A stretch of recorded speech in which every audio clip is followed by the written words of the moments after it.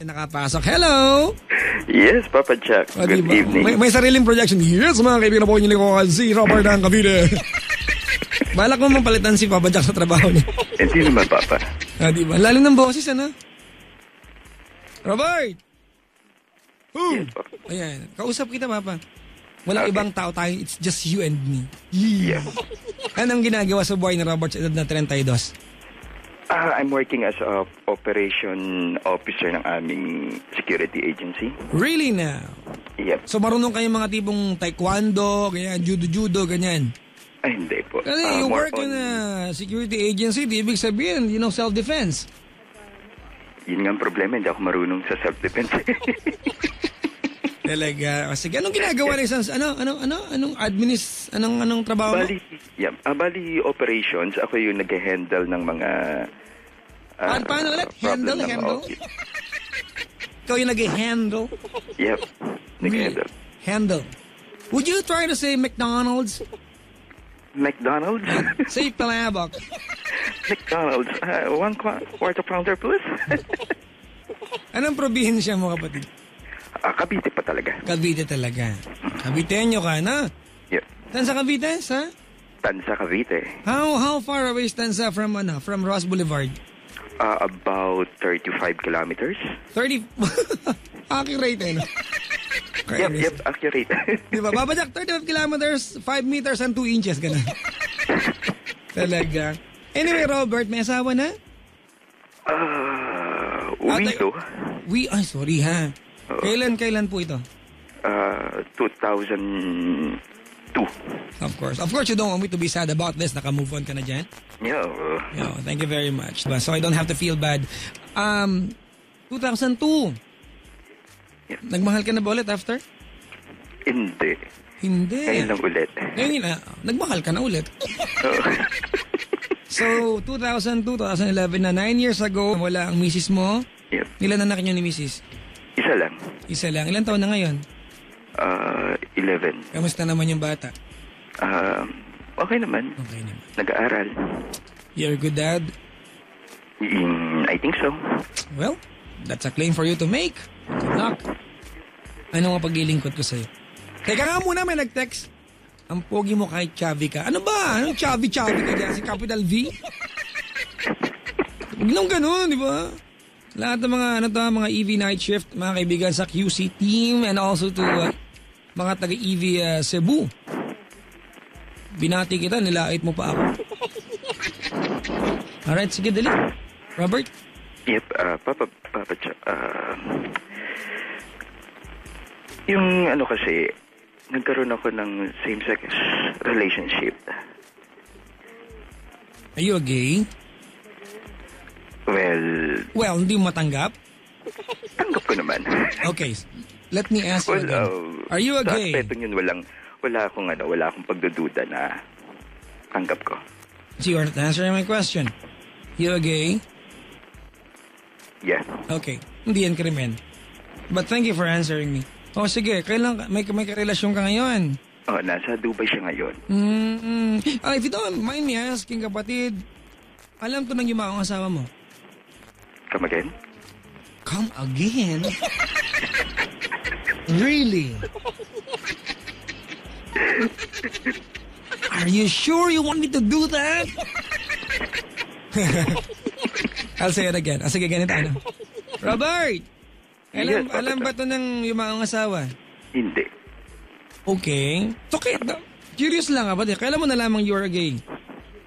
After her death. After her death. Okay. Mga 2 years after her death. Mm-hmm. Are you out in the open or you're inside the closet? Discreet. Yeah. If somebody will ask, and you will say yes, but you do not go out. Uy, alam mo, bakla ako. Ganun. Yeah. Sige. Kasi naman Not that it matters, di ba? Buhay mo yan. Sinabi ko rin naman sa family ko na gano'n. So, they accept naman. Then, isa lang ang pakiusap sa akin ng father ko na huwag mong kakalad ka rin yung ating pangalan sa hindi magandang bagay. Kala sagot mo, plangak. Gano'n. Yes, father. Plangak. Yes, father. Correct. Correct talaga. may kurak talaga. Ganun ka, Daddy, effect. Sige. Dali. So, may karelasyon ka ngayon? Yeah. Happy? Medyo mas younger sa akin. Ano ba? Mas na younger pa alin sa dalawa? Mas younger. Okay. Younger sa akin. Kano katagal na kayo? Magti 3 months pa lang. Nasa Dubai. Saan mo nakilala? Sa Facebook. Oh, kala ko come from. Facebook? Hindi pa kayo nakikita? I know his family. Kasi yung pinsan niya... I don't care if you know his family. Do you know him personally? Before Facebook? Hindi pa. Ha? Hindi.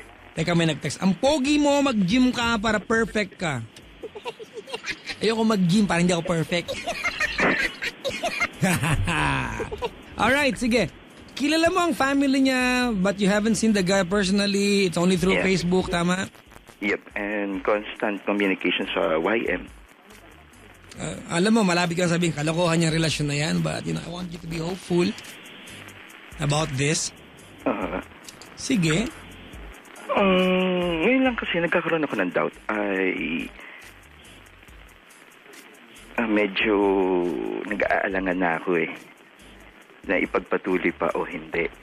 Kasi may kasin ako na nasa Dubai and pina-investigate ko siya.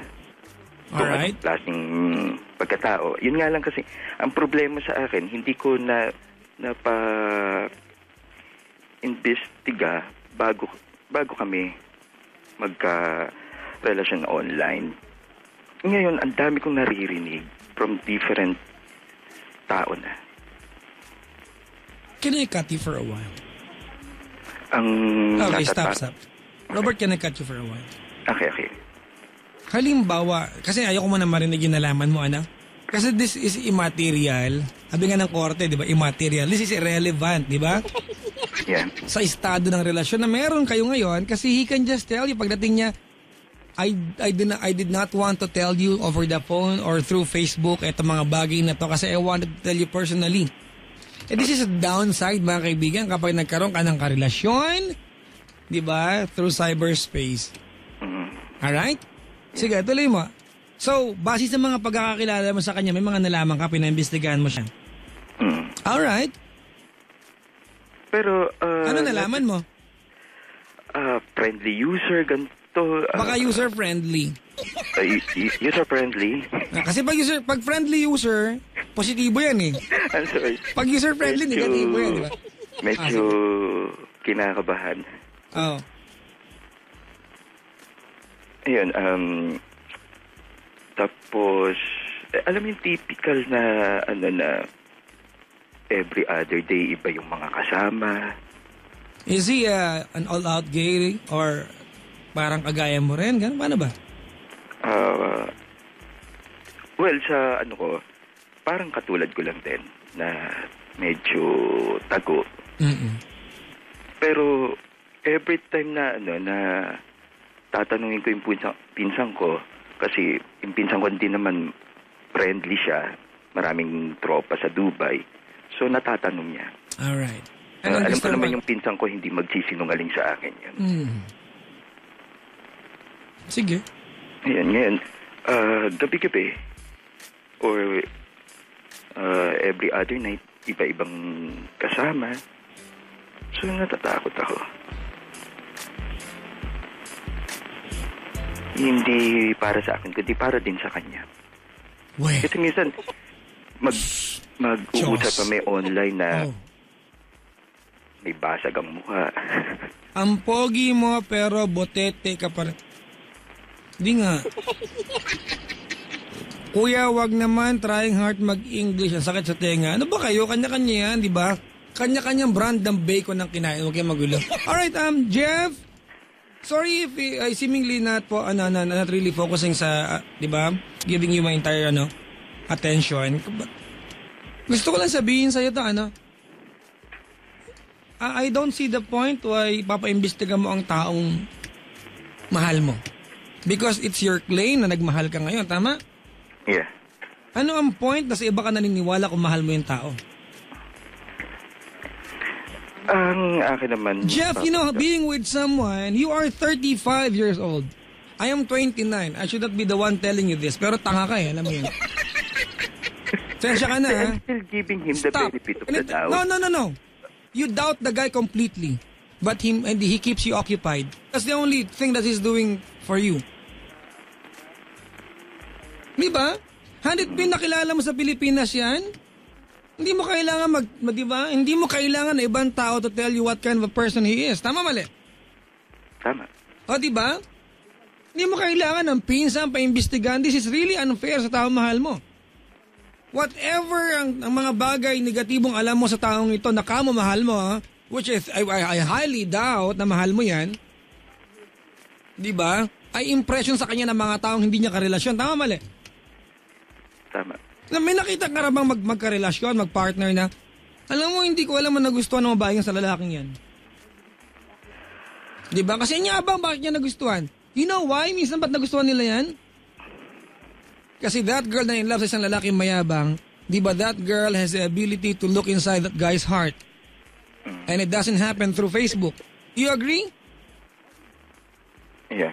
You're 35. No, I'm 32. My record says you're 32 ba? 32. Okay, sige. I don't care if you're 32 or 19. But itong relasyon na to, I think this is not a partnership. This is more of a negotiation. Meow.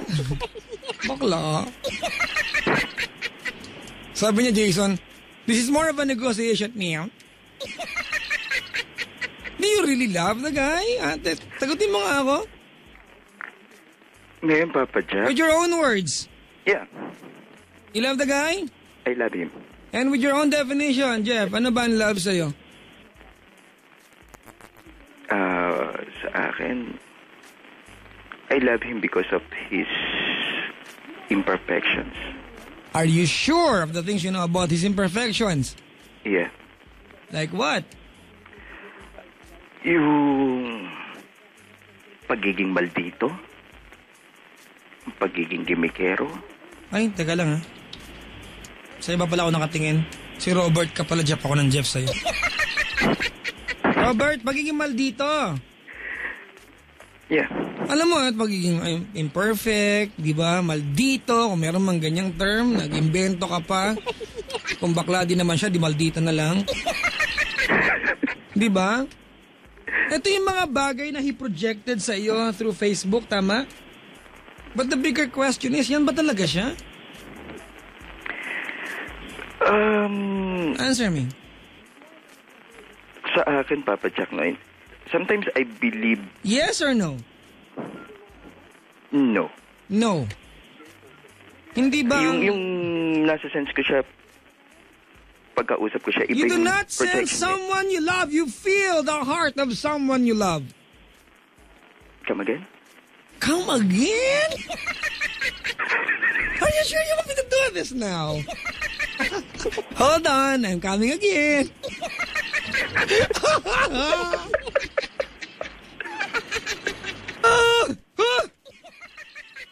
Kampusang gala. Love you, Papa Jack. I love you too, bakla. Welcome.